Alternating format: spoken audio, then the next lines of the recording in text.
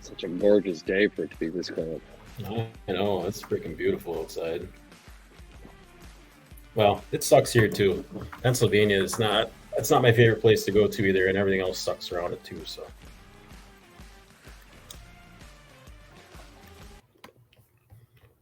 All right. Yeah, we'll be going to. Nice. Welcome, Nick. Welcome. Hey, I'm so sorry about that. Oh, that's fine. It's perfect. We're just complaining about how cold it is here, and you guys are in the middle of summer, so. Oh no, it's winter. It's like winter here. It's really cold and raining. Really cold is what, like what's Celsius like? Like 13 this morning. Yeah, 13. So. I know. I wish I was a math genius too. Right. 13 degrees. So, how's life going post COVID? How's everything? Don't hold back. Good. Really, really good. Actually, I know this is bad to say, but COVID was actually a blessing for me because I had to slow down with life. I was just so hectic, and it made me slow down and focus on what I really needed to do. So it was kind of a blessing for me. No, that's fantastic to hear. Many times in life, we need those moments. We need something hectic to slow us down and kick us back into reality. So to be able to come out from that on top, I think is the much better thing to focus on than what led us here. But telling Absolutely. The story of what led us to where we are, we do this to help people. Hopefully we can connect with just one other person, smile, save a life. That's humanity. Absolutely agree. Yeah. So yeah, don't let me talk all this way. I'm a chatty Cathy, so I can't wait to hear your story. Start it off however you would like, and we will absolutely go from there. I'm super excited, and we thank you so much for your time. This is fantastic. Absolutely. Yeah. Thanks, guys. Thanks. Yeah, I appreciate you having me on. I love sharing my story. Because I know it could be someone's survival guide. I was addicted to drugs for 26 years. I'm a mother of 3, and I started in high school. You know, it was just socially. It was drinking. We'd go out to the clubs, and it didn't seem like anything dangerous to me. And then I started smoking marijuana, and then that's where I got into heroin. I got into speed and ice as well. So for 26 years, it ruled my life. Like I would go to sleep, wake up in the morning, and my first thought was, how am I going to get high today? What do I have to do to get money to get high today? And it was so crazy that, and it's hard to say, but it's true. It was the truth. My kids weren't even a priority. It was the drugs that was my priority. And that's what happens when you're in addiction. It takes over your life, like you have no control. And, it took a long time for me to come out of it. 26 years is a long time. And I have so many stories to tell of the struggle and the hustle. The hustle is insane when you're in addiction of making money. I went to crazy lengths to get money, and I ended up being a shoplifter, and I ran my own illegal business, and I had a client base. It was crazy. And like I used to do, I've never been to jail. I think because the way I did it, I was so calculated and manipulative when I did it. Like I got away with a lot because I went to the extremes of making up a name tag at an apartment store and posing as an employee, and then walking out with trolleys full of stuff, and I had people to sell them to straight away. Yeah, it was crazy, the stuff I used to do. And the other thing was that my partner had no idea I was doing it. So during the day, I'm mum, and then as soon as he'd get home at night, I'm the criminal drug addict. So Yeah. like I hid it from him. He had no idea. So it was a crazy time. How stressful, how unimaginably stressful, and just the amount of tomfoolery to go through to accomplish this is unimaginable. Yeah. But I mean, and to be able though to achieve the other side of that, I mean, that's fantastic. A lot of people look at what they've done, and instead of realizing how much potential I used to achieve that, if I switch that around and try to beat this addiction, I can do this. And oh my gosh, I applaud you so much for being able to do that. This the shoplifting Yeah, blows thank my you. mind. That is and it is too. It's so true. What we do as addicts to achieve something that most people think of as so small, but the amount of energy we put in to ensure that we never go without. I wish we could bottle that up and use it for more good, to be honest with you. Positive energy. Absolutely. Absolutely. My mum used to say that to me. She used to say to me, if you just took the time and put all that energy that you put into living that life, if you put that into something good, imagine where you'd be, imagine what you'd achieve. And so that's kind of what happened. I had to just really sit down, because when COVID hit, I actually I broke my ankle, and I have 2 plates and 10 screws in it. So I couldn't get around. I couldn't get to the shop. So that's the moment that I think it was a sign from the universe saying, you need to slow down. Like, if you're not going to do it, we're going to do it for you. So yeah, so that gave me a lot of time to reflect and go, what am I doing? Like, my kids need me. And like, I was not a present parent. I have a garage door, and I turned the lock from the outside to the inside so they couldn't annoy me, so I could do my, tomfoolery in the garage. And yeah, it was it. And then the other thing that changed for me too was that so I ran my own business myself, and I wasn't the type of drug addict that got involved with other, like, I didn't go to people's houses, and I wasn't, hanging out with them and doing all stuff with them. I was by myself. So I started I had my table of people, and I started filling it with people who had what I wanted, people who were achieving goals, people who had, that were inspiring me. And I just filled that table with all these people. And that's when my life changed. Because then I had people around me who were achieving goals, and they actually filled me with belief when I couldn't believe in myself, and teaching me that if I started taking steps, like little steps, I'm talking tiny steps, just started doing things differently and taking steps, that's when you start believing in yourself, and you're going, I said I was going to do that. Oh shit, I did that. And wow, look at me go. And that's when the momentum comes in. So that just started for me, and I haven't stopped with that. I've just maintained that momentum, and I just keep moving. So that's changed a lot for me. That's fantastic. I'm really glad you came out of this. I mean, the amount of people that need this and need to hear this, the positive reinforcement that you're giving to everybody, and all the words and wisdom. Obviously, you're reaching people because you reached us. I mean, we reached out to you too. I mean, but it's great because we need people like this on the podcast too. Like, and you need to get your voice out there too, because your story needs to be told, and it's a great story. And it's just 8 minutes in, and I'm already like, I can't even talk. I'm just sitting here listening because I'm invested in it already. So it's great. I love it. I'm a recovering alcoholic too. I mean, I have done the closet alcoholic thing, hiding things from people, things that I didn't want people to see and hear and know about me. I had 2 drunk drivings, in a matter of 7 years. My life was just, tail spinning. I didn't know it because I was hiding everything too from everybody else. It takes a stronger person to come out of it than the person that went in, because it's easy to fall down the rabbit hole. It's hard to get back up. And most people fight. Absolutely. And they're always so tired. Yeah.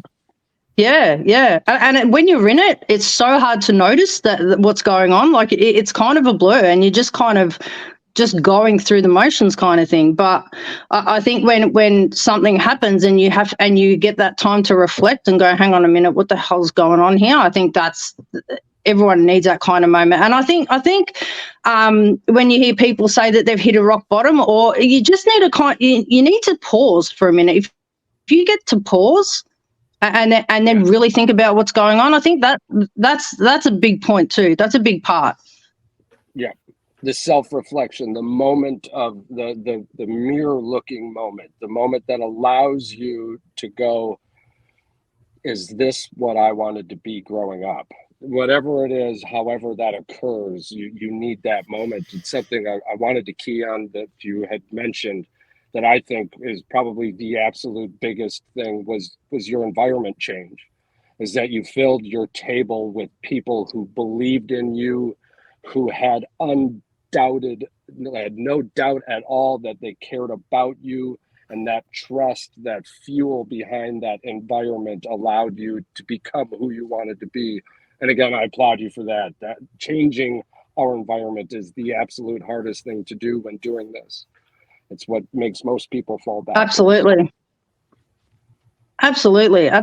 You can't grow and you can't level up if everybody who is around you is at that level. You just can't. Like it's not going to happen. You are the five you hang out with. There's that saying, and you know if you're hanging out with five addicts, you're going to be the sixth, like no doubt. So I just just found people that were winning in life, and it's amazing how your life just changes. There's a visual representation of this too, through some, I wish I remembered the name of the scientist, but they put fleas in a jar basically. And a flea has the ability to jump multiple times its body height. But if you put a flea in a jar and you put a cap on it for 2 days and then take the cap off, the flea will never jump higher than the cap. Again, its environment held it in, and that's what it is. Now take the flea out and move it along, and it becomes the flea it was supposed to be. So if hearing it isn't strong enough, the visual representation you get from that flea experiment is astronomical. Absolutely. Yeah, I've seen that. That's exactly what it is. It's exactly what it is. Yep. Yeah. So now that you've made it out, living each day, and like you had mentioned, tiny things, small things, smiling, reminders, these are still everyday things. It's no longer 15 strides, it's one stride at a time, and appreciating the accomplishments on the way. That is so important. I think because I never appreciated anything before. I took everything for granted. And I think now, and I appreciate the small things. I appreciate the time I get to spend with my kids. Like I have these moments where I look at my kids and I'm just looking at them smiling, and it's just that moment. And I'm a lot more present now where I wasn't before. And I think being present and really being in the moment and being grateful is part of the journey, and it's part of the process. This is the stuff that we live for. Like I've never really lived clean. I was 15 or 16 when I started drugs, so this is all new to me. Like I'm 2 years clean on the 15th of April, and this journey's been amazing. It's been hard, don't get me wrong. Oh, of course. Not the staying clean bit. Not picking up the drugs. That's been easier for me, and I'm actually so easy that's been. But the mental toughness challenge you have to go through is really hard. It's really hard. Yeah, I agree 100%. For me, it always was the emotional. I feel like don't screw up, don't let anybody down. You're always in the back of your mind thinking, I can't let these people down. I love these people. You know, addiction is the one thing that does not care about other people. Like you said, it does not give a shit about people in your life, because that completely takes over, absorbs everything that you are and every part of your being. And it makes you do things that you never would have thought you would do for God knows whatever reason. And I'm glad that you're here to share your story and that you made it out and you're preaching the good word and telling everybody exactly how it should be and how they should live their lives. it makes you appreciate everything that much more. It is great. I love it. Yeah. Yeah. Thank you. Yeah. 100%. The truth is powerful, and you can hear the truth behind your words, and we're very grateful. Yeah, no worries. You know, it's my mum still isn't on board with this. She's like, you know, you have people, and she doesn't want people to know everything. And I'm like, if I'm going to share this, I need to share the good, the bad, the ugly, the hard times, and because I think that people who are going through this, if they can relate like as much as possible to certain situations, or feel like that, yes, I was there, yes, I've been there, this is exactly where I'm at, and if they can relate like that, there's more of a chance of them going, well, if she can do it, I can do it. So that's just why I'm really open about what I'm doing. Yeah. Mental health stigma, as much as it is in your country, it is the same in ours. And for a very long time, the want or need or ability to ask for help was always muddled. It was frowned upon, and depending on who you were, where you were in society, to be able to hear stories of people who said, wait a minute, I do need help, and to hear how successful they are afterwards, I think that's my biggest artillery in this war against mental stigma, is we need more stories from people who did ask for help and where they are now. And that's exactly what you're doing. Yeah. And the people we hurt in the past, we understand that it's going to take a little bit for them to move forward with us, but we will happily be there when they catch up. So Yeah. To be honest, those people that I chose at my table, I used to drain the life out of them asking questions. When my head was doing a number on me, I was reaching out to them. Why am I thinking this? Why am I doing this? What's going on here? Like, because I didn't understand. So, and I was not shy to ask a question. And I think that people who are in recovery or early in recovery, what they need to know is that when they're asking us questions, it's actually helping us as well, because we know the answer, and it motivates us and lifts us, and we go, this is our shit. Like, we know this shit. And it kind of, it's kind of cements the fact that we're on the right path. So for them reaching out, it's like they're not a burden. It's not a hassle. It's actually helping us as well. And I think they need to know that. Right. Absolutely. In every sense, whether it's suicide, drugs, AA, the feeling of being a burden stops us from just simply asking for a hello. And doing this will hopefully help persuade others that it's not so bad. You're not alone in that dark room. Asking for help is your flashlight. Yeah. We can't find you without it. Absolutely. Yep. So I do it all the time. Good. So, well, I mean, honestly, I don't know if my host here, Patrick, has anything else he would like to say. Are you either? I am extremely grateful for your time, and I can't wait to get this message out there. I can't wait to see the amount of people, even only the one. Right. Yeah. Yeah. Well, I guess both of us were just curious. What are you doing with your time now? You said you're a mindset coach. Like, what does that entail, and what do you plan on doing with your skills that you've accomplished, that you've had now? Like, what are you gonna use it for? What have you been doing with it? And how did you get into it? So I've just released a book, and the mindset coach, it's just because I know this field so well, and so all I'm doing now is sharing my story, and hoping that, you know, I get messages every day from people saying that's where they're at, and you know, the people do reach out and ask for support. So I'm trying to build a brand. I'm trying to just, you know, give out as much info as I can, and you know, raise awareness, and so that's where I'm at the moment. I'm just trying to share and see where it takes me.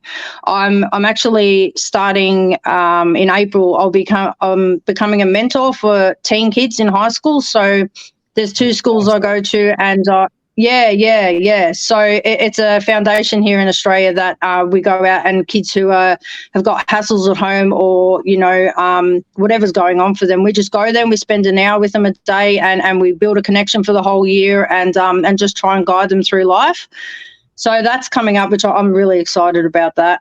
And I'm just trying to get some speaking gigs up where so for addicts, but also for families, because I've realised how much shit I put my family through, and they're left hanging. It's crazy that here's me, the 26-year drug addiction.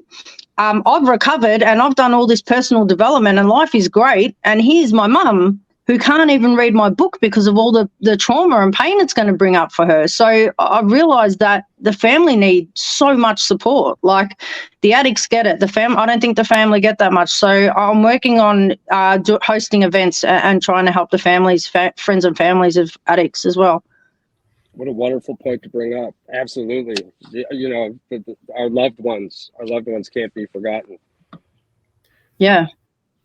You want to plug anything? Where can we get your book? Where can we find some more information? If you want to send me that as well, I'll link that on the podcast. We'll have all that set up for you. Yeah, absolutely. Yeah, that'll be awesome. Thank you. Yeah, it's just I've actually just got a copy right here. There you go. It's called The Power of Mental Wealth. Nice. Yeah. So Johnny Wimbury and Les Brown are in that, and it's just a chapter about a bit about the past, but more about what I did to, the tools and the steps I took to get to where I am today. So yeah, that you can just contact me through Facebook. All right, perfect. I will do that. Yeah, well, make sure to put your Facebook up on the podcast. Thank you. That's so fantastic. I mean, I'm just some crazy old American across the pond, but I'm so proud of you, and I'm so grateful for you. Keep being you. The world is a much better place because of it. So I had to ask. Thank you. I appreciate that. Yeah. I have one question, since you live in Australia. Is field days as big over there as he is over in America? Which states? Field days. The Australian crazy fishing guy. Is he popular over there? He's a YouTube guy. I don't know who he is. So apparently we found this guy on YouTube, and he's this fishing guy, and we watch this guy's every Sunday. He drops an Australian fishing video, and my girlfriend and I are absolutely obsessed with this show. We go fishing with this guy. I don't know. Oh, I don't even know who he is. I'm so sorry. You know who he is? He's from Australia. He must have made all I don't know. He must have made all of his fame on YouTube before it was popular. Maybe, yeah. Sorry to disappoint. It's all right. I was just asking. I figured it'd be funny. And now it's even. I've got a question for you guys. I've got one for you guys. Have you guys eaten Tim Tams before? No. No. Okay. Do you like chocolate? Yes. Yeah. Yes. Okay, I'm going to send you out some packets of Tim Tams. You have to try these. So you have to send me your address. Yeah, and you have to do a video while you're eating them, because I love getting Americans' reactions when they're trying them. Right. We'll definitely do that. We'll find something to send you too. What do you think, Wisconsin cheese? Since we live in Wisconsin. Yeah. We'll send. Oh, really? Wisconsin. Okay. Yeah. Yes. Absolutely. So, awesome. Anywhere. Yeah. And then you guys have already been chatting on the Facebook. So pass those addresses along. And I'm actually headed to Green Bay tonight to have dinner with me and my wife. We're going to have dinner with her parents. Oh, perfect. So I'll swing in and pick up some cheese curds, and we'll get this sent out ASAP. All right. Sounds good. Awesome. Thanks. Yeah. No, thank you again, Nick, so much for your time. Thank you. Yep. Appreciate everything. No worries. I appreciate you having me on, guys. Thank you. Oh, absolutely. And keep spreading the good word, and we're glad to have you on. And if you ever want to come back when you make it big and you get on your show and you get too big for us little guys out here, you can always come hang with the boys in the woods. I always will. All right. Take care. Thanks, guys. All right. Bye.